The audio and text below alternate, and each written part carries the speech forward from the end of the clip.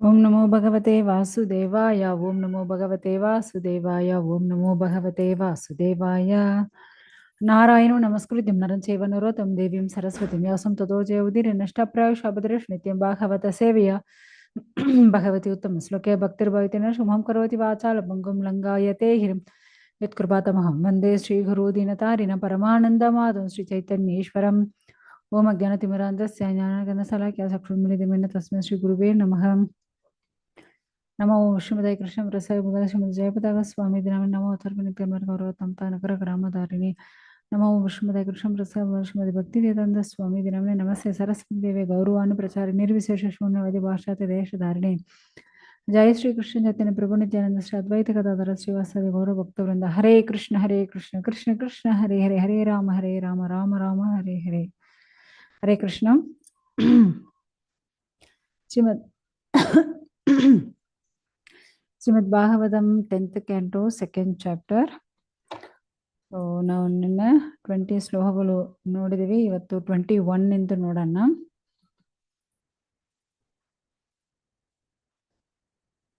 ಇಲ್ಲಿ ಬಂದು ದೇವಕಿ ಮೇಲ್ಗೆ ಅಷ್ಟೊಂದು ಏನೋ ಪ್ರಕಾಶ, ದೇವಿಗೆ ಅಷ್ಟೊಂದು ಸೌಂದರ್ಯವಾಗಿ ಇದ್ದಾರೆ.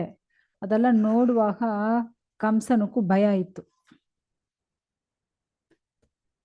ಕಂಸ ನೋಡ್ತಾನೆ, ಓ ದೇವಿಗೆ ಈ ತರ ಇಲ್ವೇ ಮುಂಚೆ, ಸೊ ಇವಾಗ ಏನು ಈ ತರ ಇಷ್ಟು ಪ್ರಕಾಶವಾಗ ಇಷ್ಟು ಸೌಂದರ್ಯವಾಗಿದ್ದಾಳೆ.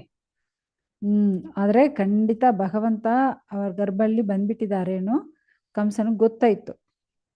ಓ ನಮ್ನ ಕೊಳ್ಳೋ ಆ ವಿಷ್ಣು ಬಂದ್ಬಿಟ್ಟಿದ್ದಾನೆ, ಅವ್ರ ಗರ್ಭಲ್ಲಿ ಇದ್ದಾರೇನು, ದೇವಿಗೆ ಗರ್ಭಲ್ಲಿ ಇದ್ದಾರೇನು ಯಾರಿಗೂ ಗೊತ್ತಾಯ್ತು, ಕಂಸನಿಗೂ ಗೊತ್ತಾಯ್ತು. ಅಷ್ಟೇ ನಾವು ನೋಡಿದೀವಿ. 21 ಶ್ಲೋಕ. ಕಿಮ್ಮತ್ಯ ತಸ್ಮಿನ್ ಕರಣೀಯಂ ಆಸುಮೇ ಯತ್ ಅರ್ಥತಂತ್ರ ನ ವಿಹಂತಿ ವಿಕ್ರಮಂ ಸ್ತ್ರಿಯಾ ಸ್ವಶೂರ್ ಕುರುಮತ್ಯ ವತೋ ಅಯಂ ಯತ್ ಅಯಸಃ ಶ್ರಿಯಂ ಹಂತಿ ಅಣುಕಾಲಂ ಆಯುಹು. ಸೊ ಕಂಸ ಏನ್ ಅನ್ಕೊಂಡ್ಬಿಟ್ಟಿದ್ದಾನೆ, ಓ ನಾವು ಬಂದು ಇವಾಗ ಇಲ್ಲಿಂದ ತಪ್ಪಿಸ್ಕೊಳ್ಳಕ್ಕಾಗಲ್ವೋ, ನಾವು ಸಿಕ್ಕಾಕೊಂಡ್ಬಿಟ್ಟಿದೀವೋ, ಈ ತರ ಎಲ್ಲ ಅವನಿಗೂ ಹೋಗ್ತಾ ಇದೆ. ಆಕ್ಚುಲಿ ಯಾಕಂದ್ರೆ ದೇವಿಗಿನಿ ಕೊಂದ್ಬಿಡೋಣ, ಇಲ್ಲ ಕೊಲ್ಲಬಾರದು, ಯಾಕಂದ್ರೆ ಈ ತರ ಎಲ್ಲ ಅವನಿಗೂ ಯೋಚನೆ ಚೇಂಜ್ ಆಗ್ತಾ ಇದೆ, ಚೇಂಜ್ ಆಗಿ ಬರ್ತಾ ಇದೆ. ಯಾಕಂದ್ರೆ ನಾವು ಬಂದು ವೇದ ಶಾಸ್ತ್ರ ಪ್ರಕಾರ ಹಸು, ಹೆಂಗಸರು, ಬ್ರಾಹ್ಮಣರು, ಮುದುಕರು, ಚಿಕ್ಕ ಮಕ್ಕಳು ಇವರನ್ನೆಲ್ಲ ಕೊಲ್ಲಬಾರದು ಇದೆ. ಆದ್ರೆ ಕಂಸನ ಆಲ್ರೆಡಿ ದೇವಿಗಿನಿ ಕೊಲ್ಲಕ್ಕೂ ಪ್ರಯತ್ನ ಪಟ್ಟಿದ್ದಾನೆ. ಆದ್ರೆ ಇವಾಗ ದೇವಿಗೆ ಇವನ್ ಜೈಲಿ ಇದ್ದಾರೆ, ಕಂಸನ್ ಇಟ್ಟಿರೋ ಜೈಲಿ ದೇವಿಗೆ ಇದ್ದಾರೆ. ಸೊ ಆ ತರ ಇರುವಾಗ ಕೀರ್ತಿ ಹೋಗ್ಬಿಡುತ್ತೆ. ನಾವು ಕೊಂದಿದ್ರೆ ಏನಾಗತ್ತೆ, ನಮ್ ಕೀರ್ತಿ ಹೋಗ್ಬಿಡುತ್ತೆ. ಯಾಕಂದ್ರೆ ಹೆಂಗಸರನ್ನೇ ಕೊಲ್ಲಬಾರ್ದು, ಅದು ಇವಳು ನಮ್ ತಂಗಿ, ಮತ್ತೆ ಕಂಸನು ಜೈಲಿ ಇಟ್ಟಿದ್ದಾರೆ, ಮತ್ತೆ ದೇವಿಗೆ ಗರ್ಭವತಿ ಆಗಿದ್ದಾರೆ. ಈ ತರ ನಮ್ ಜೈಲಿರೋ ಒಂದು ಕೈದಿನಿ ನಾವು ಕೊಂದಿದ್ರೆ ನಮ್ ಹೊಗಳು ಹೋಗುತ್ತೆ, ಎಲ್ಲರೂ ನಮ್ನ ಬೈತಾರೆ ಅನ್ನೋ ಅವನಕ್ಕೂ ಗೊತ್ತಾಯ್ತು. ಕೀರ್ತಿ ಹೋಗುತ್ತಲ್ವಾ, ಮಾನ ಮರ್ಯಾದೆ ಹೋಗ್ಬಿಡುತ್ತಲ್ವಾ. ಮತ್ತೆ ಅದು ಮರ್ಯಾದೆ ಜಾಸ್ತಿ ಇಂಪಾರ್ಟೆಂಟು, ಮಾನ ಮರ್ಯಾದೆ ಇಂಪಾರ್ಟೆಂಟು. ಯಾಕಂದ್ರೆ ಇಲ್ಲಿ ಪ್ರಾಣ ಹೋದ್ಮೇಲ್ಗಡೆ ಎಲ್ಲರೂ ವಾವ್ ಅವ್ರು ಆ ತರ ಈ ತರ ಒಳ್ಳೆಯವರು ಹೇಳೋದು ಯಾವ ತರ ಇದೆ, ಅಯ್ಯೋಪ್ಪ ಎಷ್ಟೊಂದು ಪಾಪಿ ಹೋಗಿದ್ದೇನೆ ಸಾಯಿಲಿ ಬಿಡಿ, ಆ ತರ ಹೇಳೋದು ಯಾವ ತರ ಇರುತ್ತೆ ಅಲ್ವಾ. ಸೊ ಅದಕ್ಕೆ ಇಲ್ಲಿ ಒಂದು ಹೆಂಗಸರು, ಒಂದು ತಂಗಿ, ಅದು ಗರ್ಭವತಿಯಾಗಿದ್ದಾಳೆ, ಅದಕ್ಕೆ ಇವಾಗ ನಾವು ಅವಳನ್ನ ಕೊಲ್ಲಬಾರದು, ಕೊಂದಿದ್ರೆ ನನ್ನ ಕೀರ್ತಿ ಹೋಗುತ್ತೆ, ಐಶ್ವರ್ಯ ಹೋಗುತ್ತೆ, ಆಯುಷ್ ಹೋಗುತ್ತೆ, ಎಲ್ಲ ನಾಶ ಆಗುತ್ತೇನೋ ಅವನಕ್ಕೂ ಸ್ವಲ್ಪ ಭಯ ಆಗ್ತಾ ಇದೆ. ತಪ್ಪು ಅದೇ, ಇವನಿಗೆ ಆ ತರ ಭಯ ಎಲ್ಲ ಇಲ್ಲ ಅಂದ್ರೆ ಕೊಂದ್ಬಿಡ್ತಾನೆ. ಇವಾಗ ಈ ತರ ಭಯ ಎಲ್ಲ ಬಂದ್ಬಿಟ್ಟಿದೆ ಅವನಿಗೂ, ಅದಕ್ಕೆ ಅವನು ಸ್ವಲ್ಪ ಯೋಚನೆ ಮಾಡ್ತಾ ಇದ್ದಾನೆ. ಸ ಏಷ ಜೀವನ್ ಖಲು ಶಂಪರೇತೋ ವರ್ತೇತ ಯೋ ಅತ್ಯಂತ ನರ ಸಮ್ಮಸಿ सीतेन देहे मृते तं मनुजा सबन्ति कंतातमो अंतं तनुमानिनो ಧ್ರುವಂ. ಸೊ ಈ ತರ ಒಬ್ಬನು ಏನಾದ್ರು ಕೊಟೂರವಾಗ ತಪ್ಪಾಗಿ ನಡ್ಕೊಂಡಿದ್ರೆ ಅವನ್ ತೀರೋದ್ಮೇಲೆ ಎಲ್ಲರೂ ಏನ್ ಮಾಡ್ತಾರೆ, ಅವನಿಗೆ ಬೈತಾರೆ. ಇವಾಗ ಪ್ರಾಣ ಇರುವಾಗೂ ಬೈತಾರೆ, ಪ್ರಾಣ ಹೋದ್ಮೇಲ್ಗಡೆನ ಅಷ್ಟು ಬೈತಾರೆ ಅಲ್ವಾ. ಸೊ ಅದಕ್ಕೆ ಅವನು ಯೋಚನೆ ಮಾಡ್ತಾನೆ. ಮತ್ತೆ ಅವನು ಆ ತರ ಬೈಯುವಾಗ ಏನಾಗುತ್ತೆ, ನರಕಕ್ಕೂ ಅವರು ಹೋಗ್ಬಿಡ್ತಾರೆ. ಅದಕ್ಕೆ ಇದೆಲ್ಲ ಯೋಚನೆ ಮಾಡ್ತಾ ಇದ್ದಾನೆ, ಏನ್ ಮಾಡೋದು ಇವಾಗ ಪ್ರಾಬ್ಲಮ್ ಬಂದ್ಬಿಟ್ಟಿದೆ. ಈ ತರ ಪ್ರಕಾಶವಾಹ ಶರೀರ ಇದೆ, ಆದ್ರೆ ಅದಕ್ಕೆ ಸಾಕ್ಷಾತ್ ಭಗವಂತ ವಿಷ್ಣು ಅವ್ರ ಗರ್ಭಲ್ಲಿ ಬಂದ್ಬಿಟ್ಟಿದ್ದಾರೆ. ಮತ್ತೆ ಇವಾಗ ನಾವು ಕೊಂದಿದ್ರೆ ಮಹಾಪಾಪ ಆಗುತ್ತೆ, ಮತ್ತೆ ನಾವು ನರಕ ಹೋಗಬೇಕು, ಏನ್ ಮಾಡೋದು, ಈ ತರ ಅವನೊಳಗಡೆ ಈ ತರ ಮಾತಾಡ್ಕೊಳ್ತಾ ಇದ್ದಾನೆ. ನಾರ್ಮಲಾಗ ದೇಹಾಭಿಮಾನ ಇರೋರು, ಇಂದ್ರಿಯ ಸುಖ ಅನುಭವಿಸ್ಬೇಕು ಇರೋರು ಏನ್ ಮಾಡ್ತಾರಂತೆ, ಅವರು ಯಾವಾಗ ಈ ಕುಡಿಯೋರು, ಇಂದ್ರಿಯ ಸುಖ ಅನುಭವಿಸ್ಬೇಕು ಇರೋರು ಅವರೆಲ್ಲ ಈ ಪಾಪ ಪುಣ್ಯ ಎಲ್ಲ ನೋಡೋದೇ ಇಲ್ಲ, ಏನ್ ಕೆಲಸ ಬೇಕಂದ್ರೆ ಮಾಡ್ಬಿಡ್ತಾರಂತೆ. ಆಮೇಲೆ ಅವ್ರು ನರಕಕ್ಕೆ ಹೋಗ್ತಾರೆ ಬಿಡಿ. ಆದ್ರೆ ಅದೇ ತರ ಇವನಕ್ಕೂ ಏನ್ ಮಾಡೋದು ಯೋಚನೆ ಮಾಡ್ತಾ ಇದ್ದಾನೆ. ಯಾಕಂದ್ರೆ ಮತ್ತೆ ಇವನಕ್ಕೂ ದುಃಖ ಆಗಿದೆ, ಯಾಕಂದ್ರೆ ನೆಮ್ಮದಿಯೇ ಇಲ್ಲ. ಅವನಿಗೂ ಗೊತ್ತು, ಯಾಕಂದ್ರೆ ಎಲ್ಲಾರು ಗುರುಕುಲಲ್ಲಿ ಓದಿದಾರಲ್ವಾ. ಯಾಕಂದ್ರೆ ಈ ಶರೀರ ತರ್ಕಾಲಿವಾಗಿರೋದು, ಮತ್ತೆ ನಾವು ಏನೋ ಈ ಮನುಷ್ಯ ಶರೀರ ಅಲ್ಲಿ ಇವಾಗ ಇದೀವಿ, ಆದ್ರೆ ಇದ್ಕೊಂಡು ನಾವು ಭಕ್ತಿ ಮಾಡ್ಬೇಕು. ಅದು ಬಿಟ್ಟು ಈ ತರ ಎಲ್ಲ ಅನ್ಯಾಯ ಮೋಸ ಮಾಡಿದ್ರೆ ಪಾಪ ಆಗುತ್ತೆ ಅವನಿಗೆ ಗೊತ್ತು. ಅದಕ್ಕೆ ಅವನು ಯೋಚನೆ ಮಾಡ್ತಾ ಇದ್ದಾನೆ. ಯಾಕಂದ್ರೆ ಈ ತರ ಇಂದ್ರಿಯ ಸುಖ ಅನುಭವಿಸ್ಬೇಕು ಇರೋರು ಯಾವಾಗ ಎಲ್ಲರ ಮೇಲ್ಗಡೆ ದ್ವೇಷ ಮತ್ತೆ ಅಸೂಯೆ ಪಡ್ತಾರೆ. ಸೊ ಇವರೆಲ್ಲ ನೀಚ ಜನರು ಅಂತ ಹೇಳ್ತಾರೆ. ನೀಚ ಜನರೇ ಈ ತರ ಮಾಡೋರು, ಒಳ್ಳೆಯವರು ಈ ತರ ಮಾಡೋದಿಲ್ಲ. ನೆಕ್ಸ್ಟ್ ಶ್ಲೋಕಂ. ಇಲ್ಲಿ ಬಂದು ಈ ತರ ಅವನು ಏನ್ ಮಾಡೋದು ಯೋಚನೆ ಮಾಡ್ತಾ ಇದ್ದಾನೆ. ಒಂದು ಸೈಡ್ ಈ ತರ ನಡೀತಾ ಇದೆ. ಸೊ ಶುಕದೇವ್ ಗೋಸ್ವಾಮಿ ಏನ್ ಹೇಳ್ತಾರೆ, ಇದಿ ಘೋರತಮಾತ್ಭಾವಾತ್ ಸನ್ನಿವೃತ್ತ ಸ್ವಯಂ ಪ್ರಭು ಆಸ್ತೆ ಪ್ರತೀಕ್ಷಂಸ್ ತಜ್ಜನ್ಮ ಹರೇರ್ ವೈರಾಣುಬಂಧ ಕ್ರೋತ್. ಸೊ ಶುಕದೇವ್ ಗೋಸ್ವಾಮಿ ಏನ್ ಹೇಳ್ತಾರೆ, ನಿಧಾನವಾಗಿ ಯೋಚನೆ ಮಾಡಿ, ಈ ಕಂಸ ಇವಾಗ ನಾವ್ ಯಾಕೆ ದೇವಕಿ ಹತ್ರ ವಿರೋಧ ಮಾಡಬೇಕು? ನನ್ನ ತಂಗಿನ ಕೊಲ್ಲೋದಿಂದ ನನ್ಗೇನ್ ಬರುತ್ತೆ? ಏನ್ ಬರಲ್ಲ. ಸೊ ಅದಕ್ಕೆ ಅವಳ ಹೊಟ್ಟೆಲಿರೋ ಮಗುವಿಂದ ಅಲ್ವಾ ಪ್ರಾಬ್ಲಮು. ಆ ಮಗು ಹುಟ್ಟಿದ ಮೇಲ್ಗಡೆ ನಾವು ನೋಡ್ಕೊಳ್ಳೋಣ. ಯಾಕಂದ್ರೆ ಅವ್ರು ನಮ್ ಜೈಲಿನಲ್ವಾ ಇದ್ದಾರೆ. ಸೊ ನನ್ನ ರಕ್ಷಣೆಯಲ್ಲಿ ಇರೋರ್ನಿ ಎಲ್ಲಿ ಹೋಗಲ್ಲ, ಇಲ್ಲೇ ಇರ್ತಾರೆ. ಸೊ ನಾವು ನೋಡ್ಕೊಳ್ಳೋಣ ಆ ಥರ ಯೋಚನೆ ಮಾಡ್ತಾನೆ. ಆಸೀನ ವಿಸಂಸ್ತಿಷ್ಟನ್ ಪುಂಜಾತ್ನಂ ಪ್ರಯಟಂ ಮಹಿಂ ಚಿಂತಯಾನೋ ಹೃಷಿಕೇಶಂ ಅಪಸ್ಯ ತನ್ಮಯ ಜಗತ್. ಇವಾಗ ಈ ತರ ಯಾವಾಗ ದೇವಕಿ ಗರ್ಭಲ್ಲಿರೋ ಆ ನಾರಾಯಣನ್ನೇ ಯೋಚನೆ ಮಾಡ್ತಾ ಇದ್ದಾನೆ. ಭಗವಂತ ವಿಷ್ಣುನೇ ಯೋಚನೆ ಮಾಡ್ತಾನೆ. ಅದಕ್ಕೆ ಏನಾಯ್ತು, ಅವನ್ ಅರಿಯಾಸನಲ್ಲಿ ಕೂತ್ಕೊಳ್ತಾನೆ. ಆವಾಗ ಕೃಷ್ಣನ ನೆನಪು ಬರುತ್ತೆ. ಓಕೆ ಹೋಗಿ ಮಲ್ಕೊಂಡ್ಬಿಡ, ನಾನು ರೂಮಲ್ಲಿ ಹೋಗಿ ಮಲ್ಕೊಂಡ್ಬಿಡ್ತಾನೆ ಅರಣ್ಮನೆಯಲ್ಲಿ. ಮತ್ತೆ ಅಲ್ಲಿಯೇ ನಾರಾಯಣ್ ಯೋಚನೆ ಬರುತ್ತೆ. ಸರಿ ಕೂತ್ಕೊಂಡು ಏನಾದ್ರು ಮಾಡೋಣ, ಕೂತ್ಕೊಂಡಿದ್ರೆ ಅಲ್ಲಿ ಆ ಮಹಾವಿಷ್ಣು ನೆನಪೇ ಬರುತ್ತೆ. ಸೊ ಅವನು ಊಟ ಮಾಡೋಣ, ಅಲ್ಲಿ ಮಹಾವಿಷ್ಣು ನೆನಪೇ ಬರುತ್ತೆ. ಸೊ ಏನ್ ಮಾಡಿದ್ರೆ ಆ ಕೃಷ್ಣ ನೆನಪು ಬಿಟ್ಟು ಮತ್ತೆ ಏನೇ ಬಂದಿಲ್ಲ. ಸೊ ಯಾಕಂದ್ರೆ ಅವನು ಸ್ನಾನ ಮಾಡುವಾಗ ಯೋಚನೆ ಮಾಡುವಾಗ ಅವನು ಊಟ ಮಾಡುವಾಗ, ಸ್ನಾನ ಮಾಡುವಾಗ, ಮಲ್ಕೊಳ್ಳುವಾಗ ಎಲ್ಲ ಸಮಯದಲ್ಲಿ ಅವನು ಯಾರನ್ನೇ ನೋಡ್ತಾ ಇದ್ದಾನೆ? ಸಾಕ್ಷಾತ್ ಭಗವಂತನೇ ನೋಡ್ತಾ ಇದ್ದಾನೆ. ಏನಪ್ಪ ಇದು, ಏನು ಈ ತರ? ಅವನಿಗೆ ಆ ನೆನಪು ಬಿಟ್ಟು ಮತ್ತೆ ಏನ್ ನೆನಪೇ ಬಂದಿಲ್ಲ. ಆ ತರ ಇತ್ತು ಅವನ ಕತೆ. ಯಾಕಂದ್ರೆ ಇವನ್ ಎಲ್ಲೆಲ್ಲ ನೋಡ್ತಾನೋ ಅದೆಲ್ಲ ಕೃಷ್ಣ ಕಾಣಿಸ್ತಾ ಇದೆ. ಎಲ್ಲೆಲ್ಲ ಯೋಚನೆ ಮಾಡ್ತಾನೋ, ಅವನ್ ಮಲ್ಕೊಂಡಿದ್ರೆ ಅದೇ ಯೋಚನೆ, ನಿದ್ರೆ ಮಾಡಿದ್ರೆ ಅಲ್ಲೇ ಯೋಚನೆ, ಊಟ ಮಾಡೋ ಅದು ಯೋಚನೆ. ಸೊ ಈ ತರ ಇವನು ಪ್ರೀತಿಯಿಂದ ನೆನೆಸ್ಕೊಂಡಿಲ್ಲ, ವಿರೋಧದಿಂದ ಆ ಭಗವಂತನೇ ನೆನೆಸ್ಕೊಳ್ತಾ ಇದ್ದಾನೆ. ಆದ್ರೆ ನೀವು ಯಾವ ತರವಾದ ನೆನೆಸ್ಕೊಳ್ಳಿ, ಆದ್ರೆ ಭಗವಂತ ಏನ್ ಮಾಡ್ತಾರೆ? ವಾವ್, ಇವನ್ ನನ್ ಎಷ್ಟು ನೆನೆಸ್ಕೊಳ್ತಾ ಇದ್ದಾನೆ, ಎಲ್ಲಾ ಜಾಗದಲ್ಲಿ ನೀನು ನೋಡ್ತಾ ಇದ್ದಾನೆ. ಇವನು ಎಷ್ಟು ದೊಡ್ಡ ಭಕ್ತನು, ಈ ತರ ಭಗವಂತ ಯೋಚನೆ ಮಾಡ್ತಾರೆ. ಸೊ ಆತರ ನಾವು ಒಂದು ಬಿಟ್ಟು ಬಂದ್ರೆ ನಮ್ಗೆ ಇಷ್ಟ ಇಲ್ಲ, ಇದು ಬೇಡ ಹೇಳ್ಬಿಟ್ಟು ಬರ್ತೀವಿ, ಆದ್ರೆ ಮತ್ತೆ ಆ ನೆನಪೇ ನಮ್ಗೆ ಬರುತ್ತೆ ಇಲ್ವಾ? ಸೊ ಆ ತರ ಕಂಸನು ಕೃಷ್ಣನ್ ನೆನೆಸ್ಕೊಂಡು ಭಯ ಮತ್ತೆ ಕೋಪ, ಕ್ರೋಧ, ಅಸೂಯೆ ಎಲ್ಲ ಇದೆ.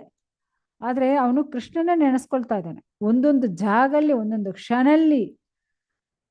ಇದೆ ಯೋಚನೆ ಮಾಡ್ತಾ ಇದ್ದಾನೆ. ಯಾಕಂದ್ರೆ ಅವನು ಅಸೌಕರ್ಯವಾಗ ಯೋಚನೆ ಮಾಡ್ತಾನೆ, ನೆನೆಸ್ಕೋಬಾರದು. ಆದ್ರೆ ಅವನು ಅದೇ ನೆನೆಸ್ಕೊಳ್ತಾ ಇದ್ದಾನೆ. ಏನ್ ಮಾಡೋದು? ಕಂಸನು ಈ ತರ ಆ ದೇವೋತ್ತಮ ಪರಮಪುರುಷ ಹರಿ ಚಿಂತನೆಯಿಂದ ಪೂರ್ತಿ ಅವನು ಆ ಹರಿ ಚಿಂತನೆಯಲ್ಲೇ ಮುಳುಗಿದಾನಂತೆ.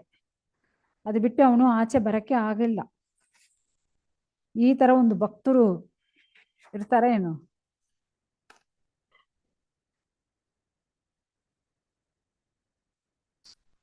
ಒಂದೇ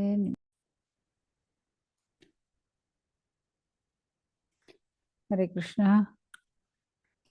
ಸೊ ಈ ತರ ಕಂಸನು ಪ್ರಜ್ಞೆ ಪೂರ್ತಿ, ಕಂಸನ್ ನೋಡೋ ಜಾಗ, ಅವನ ಪ್ರಜ್ಞೆಯಲ್ಲಿ, ಅವನ ಕನಸಲ್ಲಿ ಎಲ್ಲಾ ಜಾಗದಲ್ಲಿ ಸಾಕ್ಷಾತ್ ಭಗವಂತನೇ ಇದ್ದಾರೆ. ಆ ತರ ನೆನೆಸ್ಕೊಳ್ತಾ ಇದ್ದಾನೆ. ಸೊ 24 hours ನಿದ್ರೆಯಲ್ಲಿರುವಾಗ ಭಗವಂತನ ನೆನೆಸ್ಕೊಳ್ತಾ ಇದ್ದಾನೆ. ಸೊ ಈ ತರ ಕಂಸನು ಜೀವನ ನಡೀತಾ ಇದೆ. ಸೊ ಇವಾಗ 25th ಶ್ಲೋಕ. ಬ್ರಹ್ಮಾಪವಶ್ಚ ತಂತ್ರೈ ಮುನಿಪೇರ್ ನಾರದಾತಿಪಿಃ ದೇವೈ ಚಾನುಚರೈಃ ಸಾಕಂ ಕೀರ್ಪಿರ್ ವೃಷಣಂ ಜಡಯ ಐಡಯಂ. ಸೊ ಐಡಯಂ ಅಂದ್ರೆ ಸಂತೋಷ ಮಾಡೋದು. ಸೊ ಇಲ್ಲಿ ಬಂದು ನಾರದರು, ದೇವಲರು, ವ್ಯಾಸರು, ಈ ತರ ಋಷಿಗಳು, ಮತ್ತೆ ಇಂದ್ರ, ಚಂದ್ರ, ವರುಣ ತರ ದೇವರುಗಳು, ಬ್ರಹ್ಮದೇವರು, ಶಿವ, ಈ ತರ ಎಲ್ಲರೂ ಅಲ್ಲಿ ಆ ಜೈಲಿಗೆ ಬಂದ್ಬಿಟ್ಟಿದ್ದಾರೆ. ಆದ್ರೆ ಇವರೆಲ್ಲ ಯಾರು ಕಣ್ಣಕ್ಕೂ ಕಾಣಿಸಲ್ಲ. ಓಕೆ, ಯಾರು ಕಣ್ಣಕ್ಕೂ ಕಾಣಿಸಲ್ಲ. ಯಾರು ಕಣ್ಣಕ್ಕೂ ಕಾಣಿಸಲ್ಲ ಅಂದ್ರೆ ಅವರೆಲ್ಲ ಯಾರು? ದೇವರು. ಅದೇ ತರ ಒಂದು ನೆನಪಿಟ್ಕೊಳ್ಳಿ ಮಾತಾಜಿ.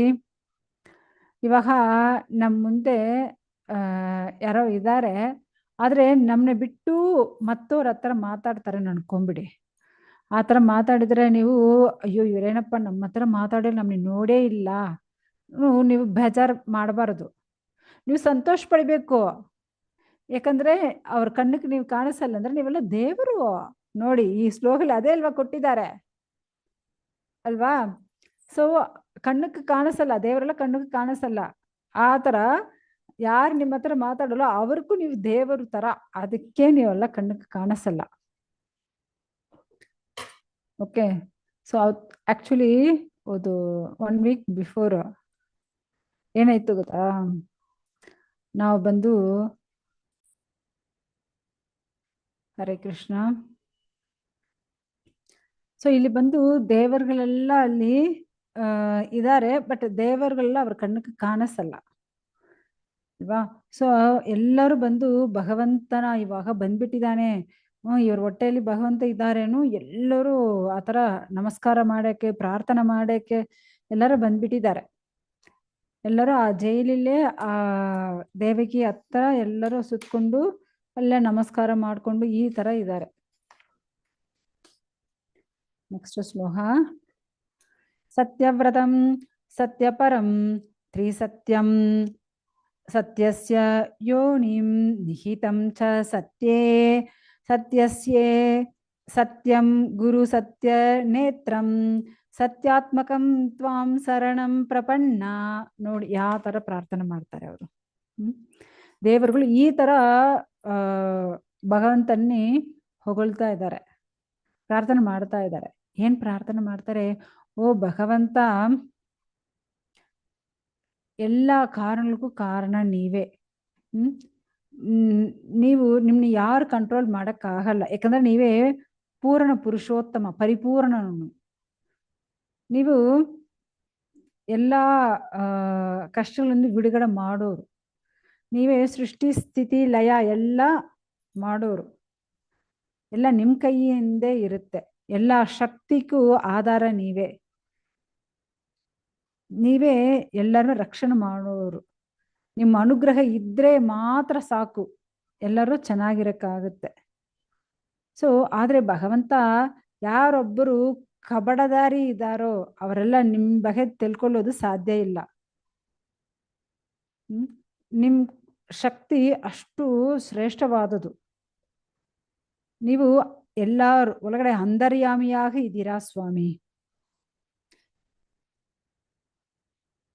ನೀವು ಅದಾವುದು ಭಗವಂತನಕ್ಕೂ ಈಕ್ವಲು ಯಾರಿಲ್ಲ, ಭಗವಂತನ ಎಂದು ಹೆಚ್ಚು ಯಾರಿಲ್ಲ.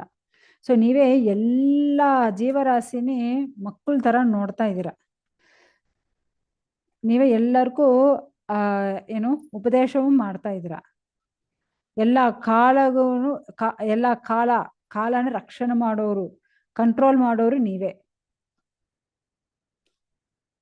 ಸೊ ಎಲ್ಲ ನಿಜಕ್ಕೂ ಆರಂಭ ನೀವೇ.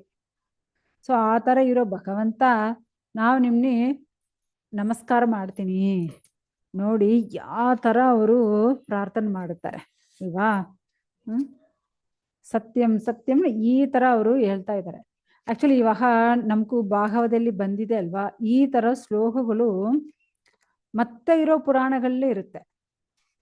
ನಾವು ನೋಡಿದರೆ ಇವಾಗ ನಾರದ ಪುರಾಣ ಆಗಲಿ, ಅದೇ ಥರ ನಾರದ ಪುರಾಣ ಮತ್ತೆ ಮತ್ಸ್ಯ ಪುರಾಣ, ನರಸಿಂಹ ಪುರಾಣ. ಓಕೆ, ಸೊ ನಾರದ ಪುರಾಣಲ್ಲಿ ಏನಿರುತ್ತೆ? ಸತ್ಯಂ ಸತ್ಯಂ ಪುನಃ ಸತ್ಯಂ ಸತ್ಯಂ ಏವ ಪುನಃ ಪುನಃ. ಸೊ ಈ ಥರ ಅದಾವುದು ನೀವೇ ಸತ್ಯ, ನೀವೇ ಎಲ್ಲಾರು ಕರುಣೆ ತೋರಿಸ್ತಾ ಇರೋರು, ಈ ಥರ ಬರುತ್ತೆ. ಅದೇ ಇದು ಬಂದು ನಾರದ ಪುರಾಣ. ಅದೇ ಥರ ನರಸಿಂಹ ಪುರಾಣಲ್ಲಿ ಏನಿದೆ? ಸತ್ಯಂ ಸತ್ಯಂ ಪುನಃ ಸತ್ಯಂ ಉತ್ಪೀಯ ಭುಜಂ ಉಚ್ಯತೆ ವೇದ ಚಾಷ್ಟ್ರಂ ಪರಂ ನಾಸ್ತಿ ನಾ ದೇವ ಕೇಶವತ್ ಪರ. ಸೊ ಈ ತರ ಭಗವಂತನ ಬಗೆ, ಯಾಕಂದ್ರೆ ಅವನೇ ದೇವೋತ್ತಮ ಪರಮ ಪುರುಷರು, ಅವನೇ ಆ ಕೇಶವನು, ಅವನೇ ನಿಜವಾದ ಸತ್ಯ. ಈ ತರ ಎಲ್ಲಾ ಶಾಸ್ತ್ರಗಳಲ್ಲೂ ಸತ್ಯವಾಗಿ ಇರೋ ಒಂದೇ ವಸ್ತು ಏನು ಅಂದ್ರೆ ಆ ಭಗವಂತನೇ. ಈ ತರ ಕೊಟ್ಟಿದ್ದಾರೆ ನೋಡಿ. ಇದೇ ತರ ಸತ್ಯ ಸತ್ಯ ಅನ್ನೋದು ನಮ್ಗೆ ಶ್ರೀಮದ್ ಭಾಗವತದಲ್ಲೂ ಬಂದಿದೆ. ನಾರದ ಪುರಾಣ, ನರಸಿಂಹ ಪುರಾಣ ಎಲ್ಲ ಇಲ್ಲಿ ಬರುತ್ತೆ. ಓಕೆ, ಯಾಕಂದ್ರೆ ನಿತ್ಯವಾಗಿರೋಣ ಆ ಭಗವಂತನೇ ಅಲ್ವಾ. ಎಲ್ಲ ಅಂಡಗಳನ್ನೇ ಸೃಷ್ಟಿಸೋದು, ಅದ ರಕ್ಷಿಸೋದು, ಮತ್ತೆ ಲಯ ಮಾಡೋದು ಎಲ್ಲ ಭಗವಂತನೇ, ಪರಮ ಸತ್ಯ. ಯಾಕಂದ್ರೆ ಆ ದೇವೋತ್ತಮ ಪರಮ ಪುರುಷನೇ ಪರಮ ಸತ್ಯ ಆಗುತ್ತೆ. ಓಕೆ, ಆದ್ರೆ ನಾವು ನೋಡ್ತೀವಿ ಏನು ಪೇರೆಂಟ್ಸು, ತಾಯಿ ತಂದೆ ಮಕ್ಕಳನ್ನ ನೋಡ್ಕೋಬೇಕು ಇಲ್ವಾ? ಅದೇ ನಿಜ.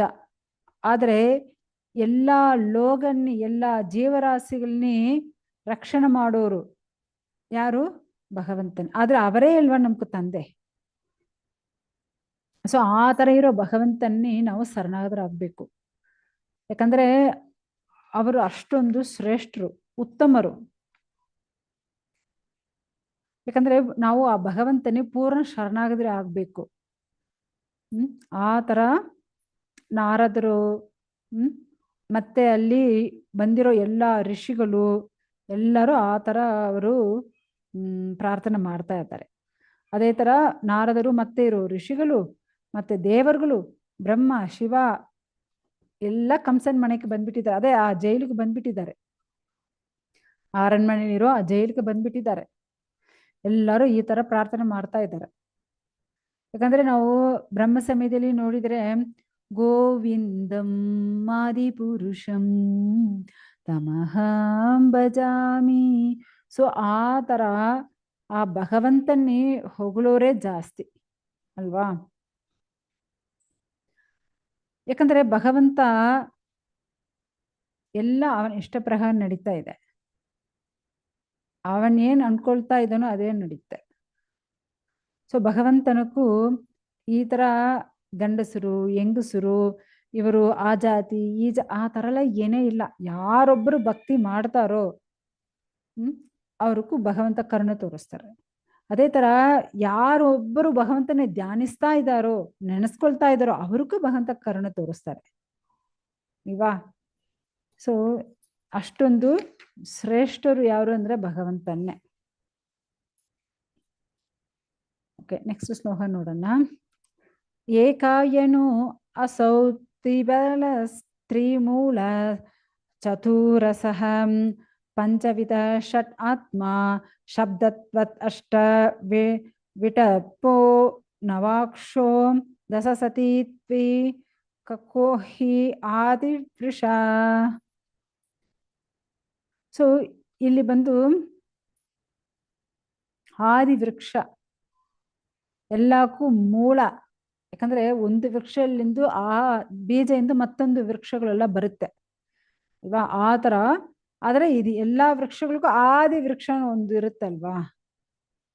ಸೊ ಆ ತರ ಎಲ್ಲಾ ವೃಕ್ಷಕ್ಕೂ ಆದಿ ವೃಕ್ಷ ಯಾರು ಅಂದ್ರೆ ಭಗವಂತನ್ನೇ. ಆ ಭಗವಂತನ ಬಿಟ್ಟು ಮತ್ತೆ ಏನಿಲ್ಲ. ಅದೇ ಇಲ್ಲ ಅವರು ಹೇಳ್ತಾ ಇದ್ದಾರೆ. ಯಾಕಂದ್ರೆ ಇದೆಲ್ಲ ದೇವರುಗಳು ಪ್ರಾರ್ಥನೆಗಳು. ದೇವರು ಅಲ್ಲಿರೋ ದೇವರುಗಳು ಋಷಿಗಳು ಎಲ್ಲರೂ ಭಗವಂತನ ಪ್ರಾರ್ಥನೆ ಮಾಡ್ತಾ ಇದ್ದಾರೆ. ಸೊ ಅದೇ ಅವ್ರು ಹೇಳ್ತಾ ಇದ್ದಾರೆ, ನೀವೇ ಎಲ್ಲ ಆದಿ ವೃಕ್ಷ. ಸೊ ಮತ್ತೆ ಅದಾವುದು ಆ ವೃಕ್ಷಲ್ಲಿ ನೋಡಿದ್ರೆ 2 ಹಣ್ಣು, 3 ಬೇರು ರೂಟ್, ಮತ್ತೆ 4 ಟೇಸ್ಟ್, ಮತ್ತೆ 7 ಲೇಯರ್ಸ್ ಇದೆ, ಮತ್ತೆ 8 ಬ್ರಾಂಚಸ್ ಇದೆ, ಮತ್ತೆ 9 ಹೋಲ್ಸ್ ಇದೆ, ಮತ್ತೆ 10 ಲೀವ್ಸ್ ಇದೆ. ಆದ್ರೆ ನೋಡ್ಕೊಳ್ಳಿ, ಅದೇನು ನಾವೇ ನಮ್ ಶರೀರನೇ ಅವ್ರು ಹೇಳ್ತಾ ಇದ್ದಾರೆ. ಭಗವಂತ ಕೊಟ್ಟಿದಿರಲ್ವಾ ಈ ಶರೀರ. ಸೊ 2 ಹಣ್ಣು, ಏನದು 2 ಹಣ್ಣು? ಸೊ ಆ 2 ಹಣ್ಣು ಏನು? 2 ಹಣ್ಣು ನಾವು ಎಂಜಾಯ್ ಮಾಡ್ತೀವಿ, ಅನುಭವಿಸ್ತೀವಿ. ಅದೇ ತರ ದುಃಖಲ್ಲೇ ಇರ್ತೀವಿ, ಸುಖ ದುಃಖ ಎರಡು ಹಣ್ಣು ಇರುತ್ತೆ. ಸುಖ ಅನುಭವಿಸಾಗ ಚೆನ್ನಾಗಿರುತ್ತೆ, ದುಃಖ ಅನುಭವಿಸಾಗ ಅಷ್ಟೇನು ಚೆನ್ನಾಗಿಲ್ವೇ ಅಲ್ವಾ. ಸೊ ಅದೇ 2 ಎಂಜಾಯ್ಮೆಂಟು ಮತ್ತೆ ದುಃಖ ಅನುಭವ ಸಫರಿಂಗು. ಮತ್ತೆ 3 ಬೇರು ರೂಟು, ಸತ್ವಗುಣ ರಜೋಗುಣ ತಮೋಗುಣ. ಮತ್ತೆ 4 ಟೇಸ್ಟ್, ಧರ್ಮ ಅರ್ಥ ಕಾಮ ಮೋಕ್ಷ. ನೋಡಿ, ಧರ್ಮ ಅರ್ಥ ಕಾಮ ಮೋಕ್ಷ. ಮತ್ತೆ 5 ಏನೋ ಇಂದ್ರಿಯಗಳು ಇರುತ್ತೆ, ಕಣ್ಣು, ಮೂಗು, ಕಿವಿ, ಬಾಯಿ, ಟೇಸ್ಟ್ ಸೆನ್ಸು, ಮತ್ತೆ ಸ್ಪರ್ಶ ಇದಿರುತ್ತೆ. 6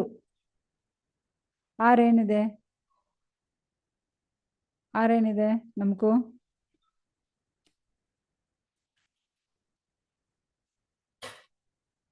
ಹರೇ ಕೃಷ್ಣ.